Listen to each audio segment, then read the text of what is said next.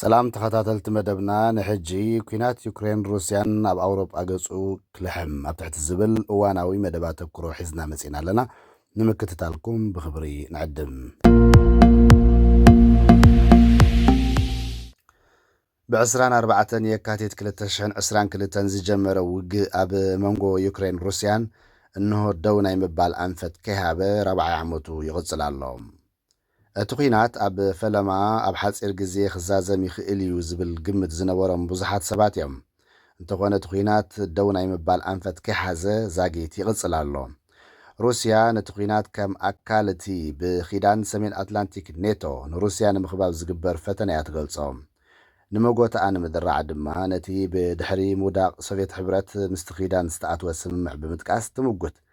ብመሰረት ሽዑ ዝተኻየደ ስምምዕ ኪዳን ሰሜን ኣትላንቲክ ናብ ኣንፈት ሩስያ ማለት ምብራቕ ኣውሮጳ ገጹ ከየስፋሕፍሕ ተሰማሚዖም ነይሮም።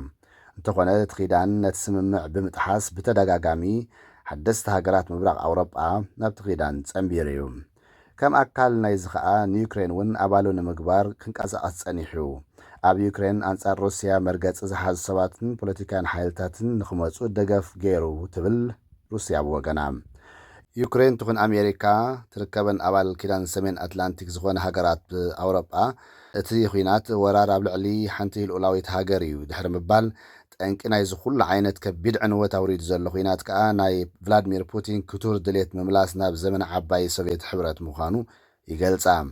በዚ ኮይኑ በቲ እቲ ኩናት ክሳብ ሕጂ ብዘይካቲ ንሩስያ ዝፈጥረላ ገለ ኣውራጃታት ዩክሬን ግን ከዓ ብሩስያ ይብፅሓኒ ተባሂሉ ዝሕተተለን ቦታታት ምቁፅጻር እንተዘይኮይኑ ኣብቲ ውግእ ተጸሚደን ዘለዎ ሃገራት ዩክሬን ሩስያን ዝጭበጥ ዓወት ከይረኣያሉ እንሆ 40 ዓመቱ ኣሕሊፉሎም።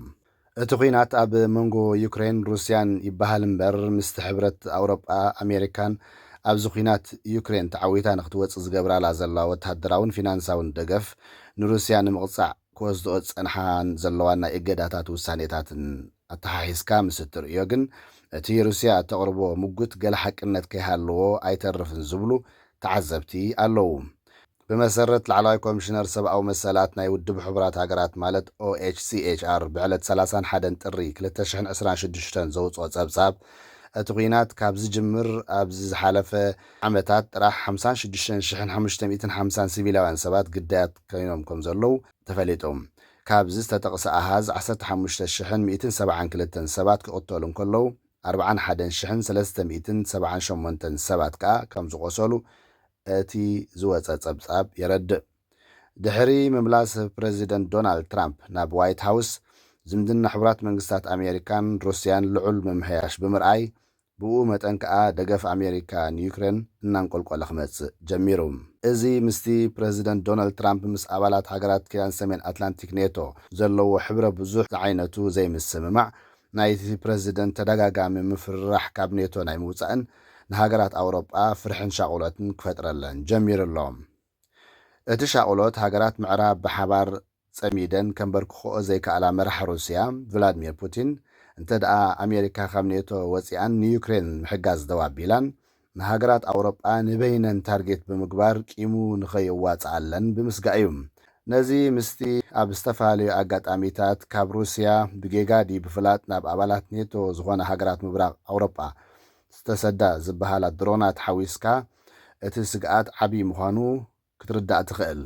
ጀርመን ሓንቲ ካብዘን በዚ ሻቁሎት ዝተጠቂዐን ዘለዋ ሃገራት ኣውሮጳ እያ። መንግስቲ ጀርመን ከም ኣካል ምዕባይ ናይ ምክልኻል ዓቕሙ ንሕግታት ሃገራዊ ኣገልግሎት ብምኽላስ ቁፅሪ ኣባላት ሰራዊቱ ክብ ኣብ ምባል ተጸሚዱ ይርከብ። ድሕሪ ምውፃእ ዓባይ ብሪጣንያ ካብ ሕብረት ኣውሮጳ እታ እንኮ ኒኩለራዊ ኣጽዋር ዝዓጠቐት ኣባል ሕብረት ኣውሮጳ ፈረንሳ ጥራይ እያ። እዚ ምስታ ወናኒት ኒኩለር ዝኾነት ሩስያ ብምንጽጻር ነቲ ሻቁሎት ይዕብዮም።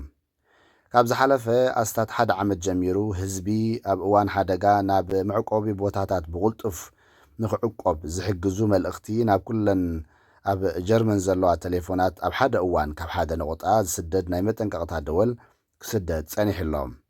ብዘይካዚ ብሚኒስትሪ ውሽጣዊ ጉዳያት ጀርመን ዝምእዘን ኣብ ናይ ኩናት ሃዋህው ዝተጎድኡ ምናልባት እውን ንዝሞቱ ዝግበር ደገፍን ክንክንን ንምድንፋዕ ናይ ዝተፈላለዩ ዓይነት መሳርሒታት ቀረብ ምዝያድ ይስራሓሉ ኣሎ።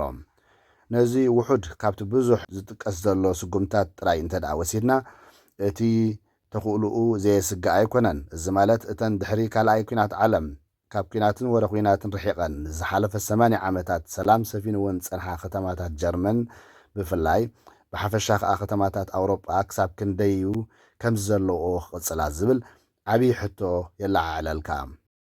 ክቡራት ተኸታተልቲ መደብና ንሕጂ ተዳልዩ ዝነበረ መደብ ኣተኩሮ ኣብዚ ተፈጺሙሎ።